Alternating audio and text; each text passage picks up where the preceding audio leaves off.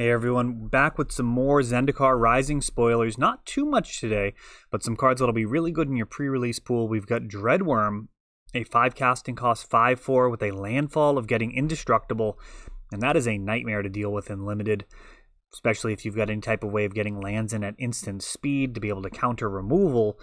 But just during the attack step, attacking with a 5 power indestructible creature usually is going to mean that they're going to have to chump block or just eat the 5. And I've seen that be pretty devastating. Modern Horizons had some cards that actually went indestructible as well, and that's pretty much how it plays out. They've got to either chump or just take the hit. Scale the Heights, a 3 mana mini Euro without the 6/6 body. So at 3 mana, you're getting a +1/+1 counter on a creature, gaining 2 life, and playing an additional land and drawing a card. Note that the way that this is worded, you're going to play the land as an additional land, not as part of the resolution. So you draw a card. If you draw a land later on, you can go ahead and do that. I don't know. It's difficult to evaluate. Exploration to me feels like it should be a better card than it is. Like I look at the card Exploration at 2 mana, and I don't know. It seems to me like it should be better. I play Cloud Post, and like I haven't tried it out in Cloud Post, but it's nothing that anyone else is playing. Maybe everyone's doing it wrong, but I'm guessing that's not the case. I'm guessing that this type of effect just isn't quite worth the mana or the time that it takes to set up. Luminarch Aspirant, 2 mana for a 1/1 at the beginning of combat on your turn. Put a +1/+1 on target creature you control. I mean, this is going to be a great role player in any type of white deck in Limited, and probably be a lot of fun in Commander as well. Wouldn't be shocked to see this as part of a constructed deck in Standard. Getting +1/+1 counter each turn, so you're getting a 2 mana 2/2. The turn that it attacks, it's a 2 mana 3/3, which is already pretty reasonable and can just get out of hand from there, and potentially give creatures with evasion bonuses, give +1/+1 counters for a variety of reasons. Some cards care about that, so overall, I think this card's pretty solid, if not the most exciting. Canopy Baloth, a 4 mana 4/3 with a +2/+2 from landfall. This is another card that's going to be pretty savage for your pre-release pool. Springmantle Cleric. I like this card. I think it's very interesting. The 4 colorless requirement there, generic, can be all of the other colors of mana, making this a 7/8. The bare minimum, if you're paying just green, you're going to get a 3/4 for 5, which is not the best, but I've sleeved up worse. But certainly, you can squeeze another color or 2 in there, pump this up, and if you are able to go 5 color, my goodness, that is some great value at 5 mana, especially with a little bit of mana acceleration. Forget about it. If you have like a creature that can tap for mana on turn 2 or 3, and then you're dropping this on turn 4 with all 5 colors, that is the Christmas land. That is very nice to vacation. Shadow Stinger, 3 mana for a 1/4.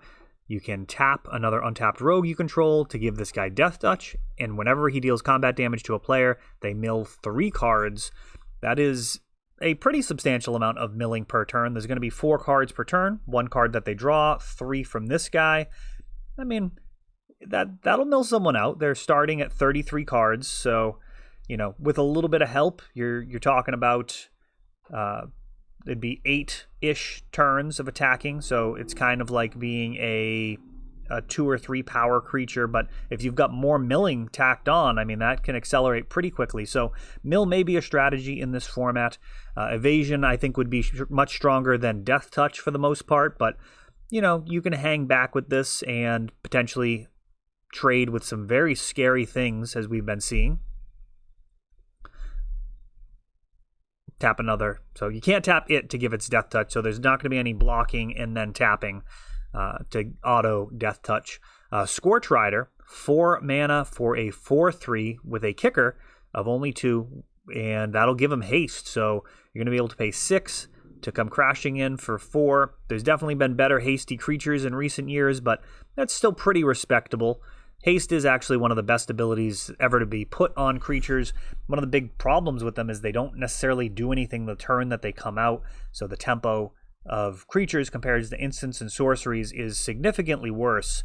And, haste potentially worth paying for here at 2 mana. Certainly, you're going to be looking for stuff to use your mana on, and that guy's not going to be unreasonable for limited.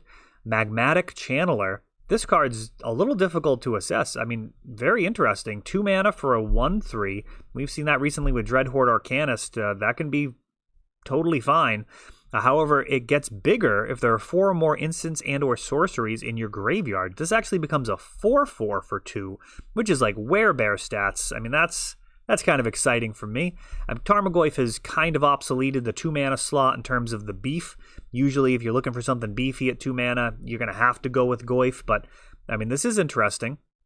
And then also, you can tap it and discard a card to exile 2 cards from your library, choose 1, and you can play that card this turn. So this card can basically let you loot, discard, excess lands, excess anything to potentially do better. It's an interesting card. I like it. I think it's probably totally fine in limited.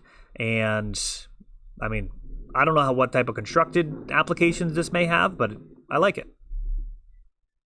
Inordinate Rage, 2 mana to give +3/+2 until end of turn and scry. I'm on board. I think this is a good combat trick. I do prefer my combat tricks to cost 1 mana when possible, but you know, being able to scry is going to be well worth it in aggressive decks, being able to potentially not hit those lands and only hit gas, or find that land if you're on a land light list. Either way, scrying is really going to help out, and that card's going to be pretty decent in limited. Leyline Tyrant, a 4 mana 4/4 flyer, and you don't lose unspent red mana as steps and phases end out. And when he dies, you can pay any amount of red. When you do, it deals that much damage to any target. So 4/4 flyer for 4 doesn't even need an upside to be good. That's already fantastic. The fact that you can sandbag all of this red mana and create this ticking time bomb is just phenomenal. This is going to be an extremely good limited card, and will eventually get to the point where you're going to lose no matter what. Either he's going to kill you, or when he dies, it's going to be game over. So you're going to need to be tapping this guy down, making it so he doesn't untap, bouncing him to hand. I mean, this guy requires immediate action, and you're going to be very happy to have him in your pool if you've got any type of support at all in red. Pazul Nectarpot, the 2 mana 1/3. When a land enters the battlefield under your control, gain a life. Not the type of card I get excited about for limited. I want more punch for my 2 mana slot, but wouldn't be the most embarrassing thing to play in some type of ramp deck. But yeah, I mean, to me, that's not where I want to be. I'd imagine there's going to be some commander applications as well. Any type of landfall is a consideration for the many green ramp decks that are possible in Commander. There's so many ways of getting just mountains of forest. That's not a great way of putting it. Just copious amounts of lands to enter the battlefield all at once with green. And that is it here. So quick one today. Not too much going on Saturday. Probably going to save tomorrow's videos for Monday. I'm going to do another quick one explaining the upcoming sets. I've had some people asking about what next year looks like for printings, and there are some exciting new sets. So we'll do that in the next video, which will be coming up shortly.